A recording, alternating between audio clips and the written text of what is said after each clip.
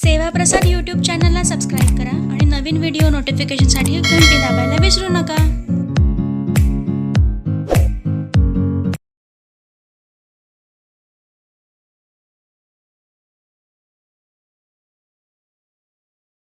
बरे झाले देवा निघाले दिवाळे, बरे दुष्काळे पीडा केली म्हणून आपण म्हणू का बरं झालं माझी चोरी झाली, बरं झालं माझं दुकान लुटून नेलं, बरं झालं माझी बायका पोरं मेली, बरं झालं माझं दिवाळ निघालं म्हणू का?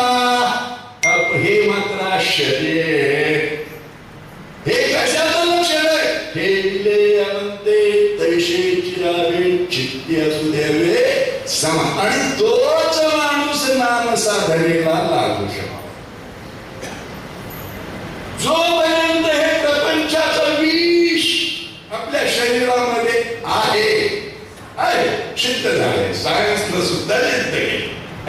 प्रपंचाचं विष आणि सर्पाचं विष सारखं आहे.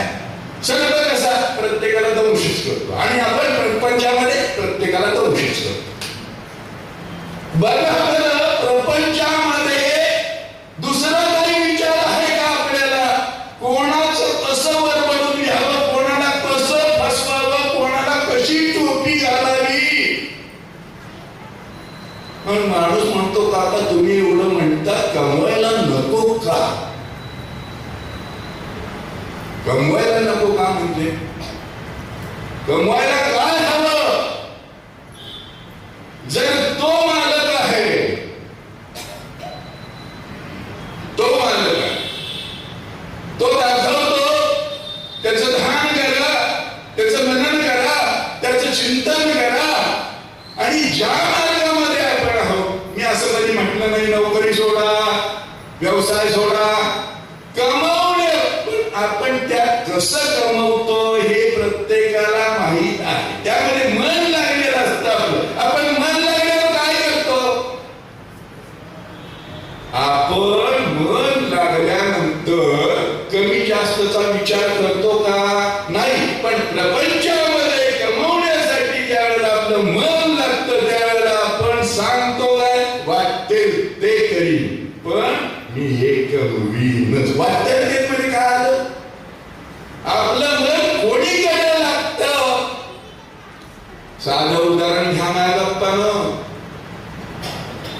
आपण आपल्या पाल्याला काय शिकवतो माहितीये का? लहान असल्यापासून पालक पाल्यांना काय शिकवतात? वाटतं ते कर, पण माझी मान खाली जाता कामा नये, माझा अपमान होता कामा नये, तू मेरिट मध्ये आलाच पाहिजे. वाटतं ते कर म्हणजे काय कर? कॉपी कर, सरला पैसे दे, कुणीकडे पेपर तपासायला गेले तिकडे बघ, मी वाटतं तेवढा खर्च करतो, पण तुझा नंबर आलाच पाहिजे आणि माझा फोटो झळकलाच पाहिजे, आमच्याचा पाहिजे. आणि काय वाटतं ते कर म्हणून संस्कार करतो आपण मुलाबाळावर. कशासाठी चाललंय हे आपल्याला सुद्धा माहित नाही, आणि आपण मनापासून प्रपंच करतो, मनापासून प्रपंच करतो. मग आपला कसा प्रपंच फाटकाय? मनापासून जी गोष्ट करतात त्यामध्ये उन्ह फाटकं तुटकं काही लागता कामा नये. रामदास स्वामींनी सुद्धा सांगितले प्रपंच करावा नेटका असू नये फाटका. फाटका नसावा, नेटका असावा, पण ओव्हरफ्लो नसावा. नेटका हा शब्द वापरलाय, पण आपल्याला प्रत्येक गोष्ट कमी पडते प्रपंचामध्ये. का कमी पडते? आपल्यातली कमी नांदायला का जात नाही लवकर? तिचं लग्न का होत नाही लवकर? कारण आपल्याला कमी ही आपण दत्त घेतलेली आहे मनापासून. प्रपंचात हे कमी आहे, प्रपंचात ते कमी आहे. लहानपणापासून पोरांना हे शिकवतो. जी गोष्ट हवी, बरं आता आपल्याला सगळं माहित असतं माझ्या बाप्पा, आपल्याला लोक हवा असतो का? नाही. प्रत्येकाला वाटतं निरोगी आयुष्य हवं. मग पथ्य का पाळत नाही आपण? निरोगी हवं आयुष्यासाठी पथ्याचा मार्ग आहे. जे कुपथ्य करतात त्यांना रोग प्राप्त होतो. आयुष्य असं हवं, त्यांना सत्यता कशी हवी. प्रत्येकाला मनापासून भीती असते. अंक्यावर धार पडली की माझ्यावर कधी पडते कोणाला माहिती का भीती तुला? म्हणजे जसं जगायला पाहिजे, जगण्याचे जे राजमार्ग आहे ते सोडून आपण मनापासून आडमार्गानं जातो. प्रत्येकाला असं वाटत असतं आपण कसे आहोत हे जगाला कळू नये. गंमत बघा, मानसशास्त्र कसं तयार. प्रत्येकाला वाटतं की माझ्या ज्या वाईट गोष्टी आहेत त्या जगाला कळू नये. मला जगाने उत्तम असंच समजावं, उत्तम मानावं. अरे मग उत्तम वाग ना, तसं वागत नाही. त्याला मात्र आपली तयारी. मृत्यू कोणाला माहित नसतं. जो जन्माला तो मरणार हे प्रत्येकाला माहित असतं.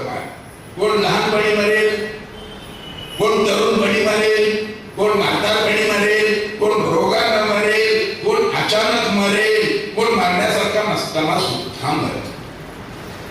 तुम्ही झेड सिक्युरिटी ठेवा, पण मृत्यू कुठून घुसेल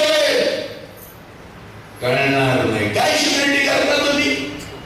प्रपंचात एवढं कमवलं, त्या गोष्टीची काय सिक्युरिटी करणार आपण? माय बाप्पानो, जे त्रिकालबाधित सत्य युनिव्हर्सल ट्रूथ आहे, तो जन्माला तो मरणार. जन्म मृत्यूच्या फेऱ्याचा विचार करता करता आपले मार्ग बदलत जातात आणि आपलं मन कुठेही लागत नाही. हे वास्तव आहे माय बाप्पानो. जे माहित आहे त्याच गोष्टीचा आपण विचार करतो. माझा ऍक्सिडेंट तर होणार नाही ना, माझा अमुक तर होणार नाही ना, मला डायबिटीस तर होणार नाही ना, मला अमुक तर होणार नाही ना. अरे नाही ना, नाही ना, नाही ना, नाही ना. काय नाही ना? 99 नाही ना.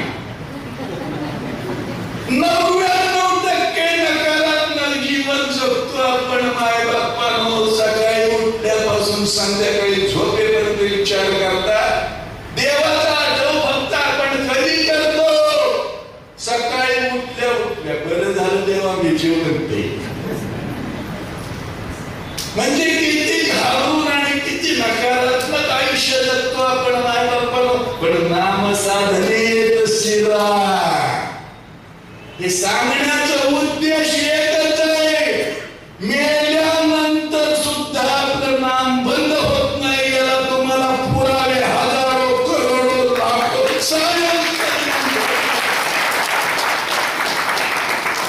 आजकाल सायन्सने ह्या गोष्टी मान्य केलेल्या आहेत. त्याचं संशोधन चालू आहे. कृष्णाने गीता अर्जुनाला सांगितली.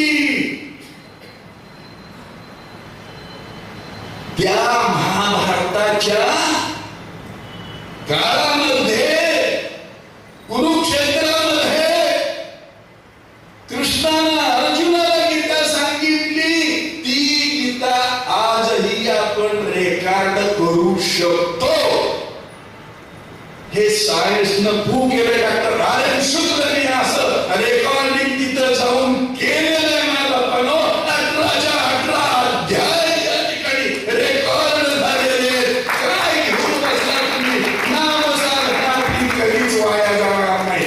जन्मात तर जाणार नाहीच नाही, पण मेल्यावर सुद्धा जाणार नाही. हे वास्तव आहे. म्हणून मी कालपासून तुम्हाला सांगतोय, नामसाधनेसारखा मार्ग नाही. नाव कुठलंही घ्यावं, तिथं मन लागत नाही. म्हणून मन ज्यामध्ये लागतं, बायकोचं नाव घेण्यात मन लागतं घ्या, नवऱ्याचं नाव घेण्यात मन लागतं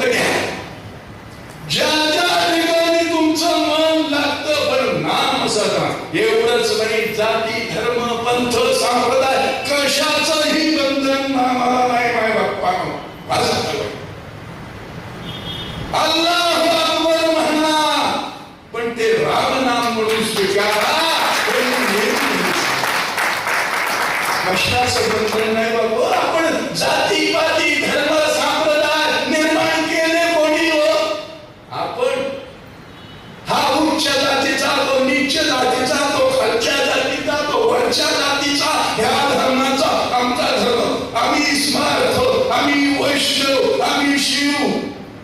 काय पण शिव काय शिवाला मानणार आणि विष्णूला मानायचं नाही. कुठल्या शास्त्रात गेलं कोणी देवांची सुद्धा वाटणी केली ही कसली मन आहेत आपली. पूर्ण विशाल ठरलेली, पूर्ण विशाल. वैष्णव शिल्प्याकडे गेले तर कपडा शिव सुद्धा म्हणत नाही, का तर शिव तोंडात येते. काय काय कट्टरवाद काय चाललंय समाजामध्ये. काय म्हणतात वैष्णव, वैष्णव वै आलं पाहिजे आधी, शिव नको वैष्णव. अरे काय चाललंय. मुलीबाळी देतानाही हेच प्रकार आहेत, मुलीबाळी करतानाही हेच प्रकार आहेत, कपडे शिवताना सुद्धा हे प्रकार आहेत. माय बाप्पा हे जे जीर्ण वस्त्र हे जीर्ण वस्त्र कसं आहे माणसाचं. हे जीर्णच आहे. कधी फाटेल, कधी तुटेल, कधी संपेल काय माहित आहे का. अरे मी तर नेहमी सांगत आलोय, पोरगी द्यायची असेल तर गरीबा घरी द्या. एक तर मायचा पूत कधी गरीबा घरी पोरगी देतो का मला सांग.